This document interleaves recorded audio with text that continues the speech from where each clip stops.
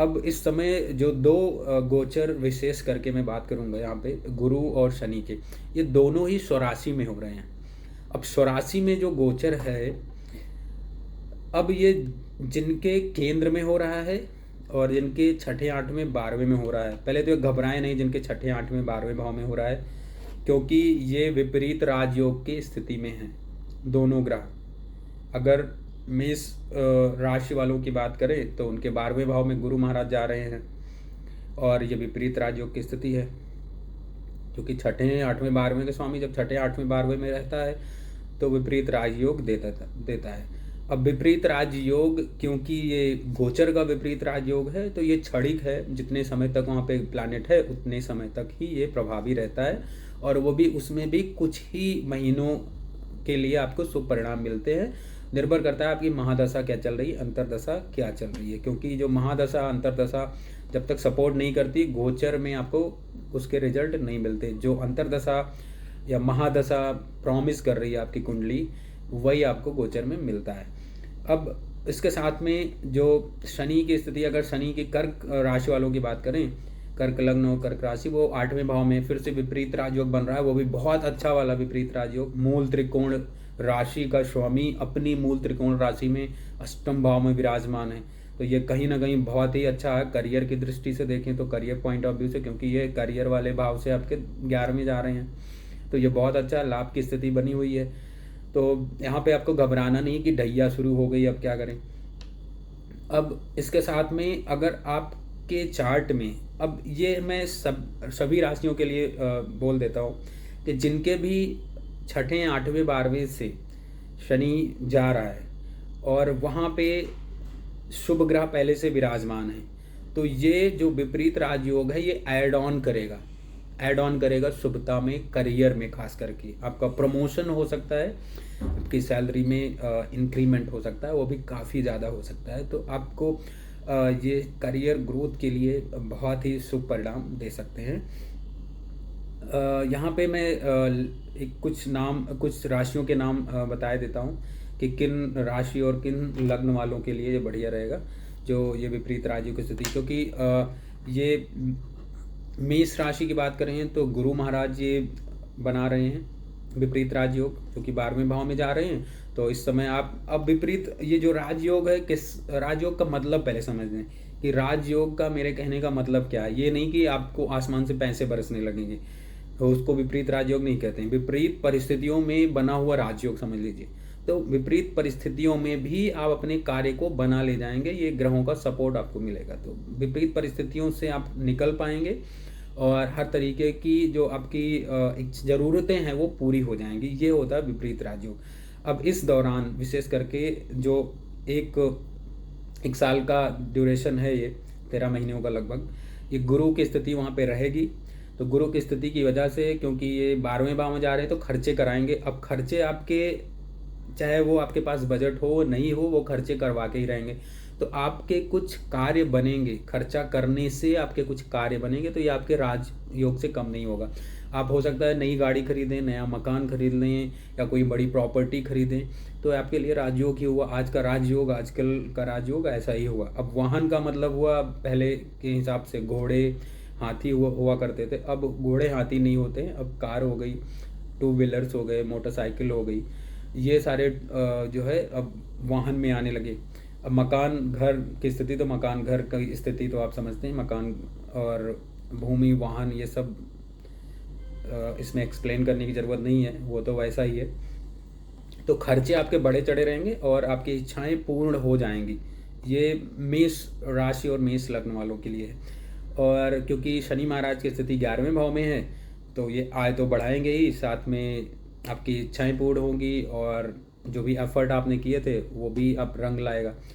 ये हो गया एक विपरीत राजयोग जो यहाँ बन रहा है। अब दूसरा जो विपरीत राजयोग है वो बनेगा कर्क राशि वालों के लिए, कर्क लग्न और कर्क राशि वालों के लिए। वो ऐसे कि 8वें भाव में यहाँ पे शनि की स्थिति है, शनि की स्थिति 8वें भाव में है और 8वें भाव के वो स्वामी भी हैं और वहीं से जा रहे हैं। तो ये पैतृक संपत्ति से जुड़ा हुआ कोई मामला है तो आपके पक्ष में जा सकता है, वो अच्छा रहेगा। और जैसा कि मैंने पहले ही बताया, ये बहुत ही शुभ रहने वाला है। अगर वहाँ पे पहले से कोई शुभ ग्रह विराजमान है, गुरु जैसा शुक्र या गुरु या बुध, तो ये बहुत अच्छा रहने वाला है। इनकम बढ़ जाएगी आपको, तो ढैया से आपको घबराना नहीं है। अब इसके साथ में बात करें हम यहाँ पे तुला लग्न वालों के लिए। तुला लग्न वालों के लिए फिर से विपरीत राशियों की स्थिति बन रही है गुरु की स्थिति की वजह से। हालांकि 11वें राशि में यहाँ पे शनि की स्थिति जो है वो थोड़ा आपको पेट संबंधी विकार दे सकती है, और इससे आपको ज़्यादा घबराने की ज़रूरत नहीं है। स्वराशि का शनि है तो ये अच्छा है। और जो विपरीत राज्यों की स्थिति यहाँ पे गुरु से बन रही है वो करियर के लिए अच्छी है, क्योंकि ये सर्विस वाले भाव में बन रही है। अब ये पंचम दृष्टि से आपके करियर को भी देख रहे हैं, कर्म स्थान को देख रहे हैं, तो वहाँ भी शुभ दृष्टि डाल दिया, तो वहाँ से आपको अच्छा परिणाम मिलेगा। कोई इच्छा पूरी आपकी पूर्ति हो सकती है। जो भी इच्छा आपकी पूर्ण नहीं हो रही थी वो इच्छा आपकी पूर्ण यहाँ पे होती हुई दिख रही है। अब अगली जो बात करते हैं हम राशि, वो है सिंह राशि। सिंह राशि वालों के लिए फिर से 8वें भाव में ये बन रहा है, तो 8वें भाव में गुरु की स्थिति विपरीत राजयोग बना रही है, जो कि बहुत अच्छा है। बहुत शुभ परिणाम यहाँ पे दे सकते हैं, लेकिन ये कुछ ही समय के लिए, कुछ ही अंतराल के लिए है, तो इस समय आप उसका यूटिलाइजेशन करिए और उसका अच्छा परिणाम लीजिए। तो जहाँ गुरु की स्थिति है उससे संबंधित आपको शुभ परिणाम मिल सकते हैं। उस भाव से LIC इत्यादि आपने कराया था, LIC का मतलब यहाँ पे इंश्योरेंस से है, किसी भी प्रकार का इंश्योरेंस था, तो उससे आपको लाभ हो सकता है यहाँ पे।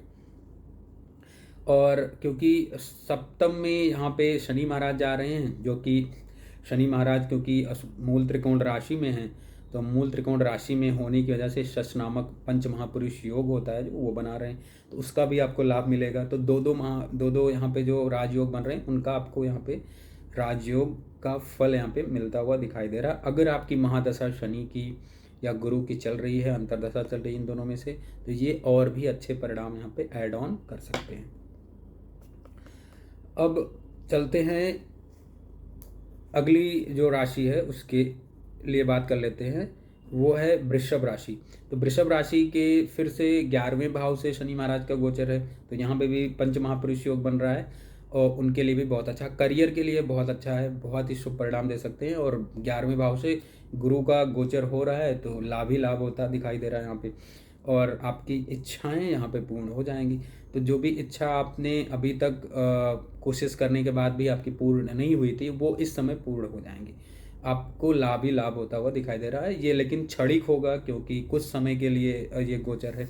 अगर आपकी कुंडली में, आपकी पत्री में पहले से ये राजयोग हैं, तो इस समय आपको इनके असर, जब महादशा अंतरदशा सही चल रही हो, तो ये आपको कई गुना ज़्यादा मिल सकते हैं। मतलब आप जितना सोच रहे थे उससे कहीं ज़्यादा आपको फ़ायदा हो सकता है, कहीं ज़्यादा आपको लाभ हो सकता है, करियर में भी और आपके व्यवसाय में भी, और पढ़ाई के लिए भी ये बहुत शुभ रिजल्ट देने वाले हैं। तो ये ध्यान में आपको रखना है कि आपका जो आपकी जो राशि है, आपका जो लग्न है, उन दोनों से आप देखें कि शनि का गोचर कहाँ से हो रहा है, फिर गुरु का गोचर कहाँ से हो रहा है, और उसके बाद आप सम्मिलित रूप से एक निष्कर्ष पर पहुँचें, तो आपको समझ में आएगा कि मेरे लिए ये गोचर ओवरऑल क्या करने वाला है। तो विपरीत राजयोग बन रहा है दो ग्रहों से, उसका आप लाभ उठाइए। ये सभी राशि वालों के लिए शुभ होगा, अच्छा होगा, ऐसा हम ऐसी कामना करते हैं। और इसके साथ ही यहाँ पे एक इम्पॉर्टेंट मैं संदेश देना चाहूँगा कि इस समय जो शनि महाराज का गोचर है कुंभ राशि में है, जो कि आय वाली राशि है। बहुत ही अच्छा यहाँ पे ये एक कॉम्बिनेशन है, बहुत बढ़िया बना है। उसके आगे गुरु महाराज विराजमान हैं, तो इस समय का आप सदुपयोग करिए। आध्यात्म की तरफ अगर आप जाना चाहते हैं, मंत्र जप में जाना चाहते हैं, किसी प्रकार का रिसर्च करना चाहते हैं, तो ये बढ़िया है।